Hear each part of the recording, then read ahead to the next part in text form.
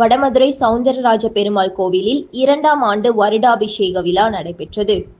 திண்டுக்கல் மாவட்டம் வடமதுரையில் சவுந்தரராஜ பெருமாள் கோவில் உள்ளது.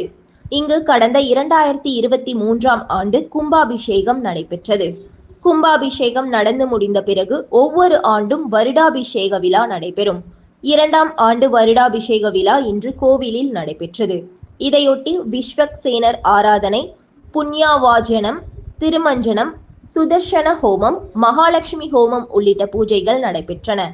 அதனைத் தொடர்ந்து புண்ணிய தீர்த்தங்களை கோவில் பிரகாரத்தை சுற்றி எடுத்து வந்து மூலவர், சவுந்தரவல்லி தாயார் மற்றும் சுற்று பிரகார தெய்வங்களுக்கு அபிஷேகம் செய்யப்பட்டது.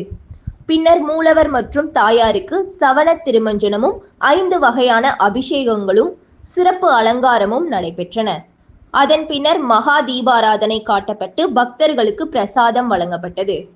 இந்த விழாவில் சுற்றுவட்டார பகுதியை சேர்ந்த ஏராளமான பொதுமக்கள் கலந்து கொண்டனர்.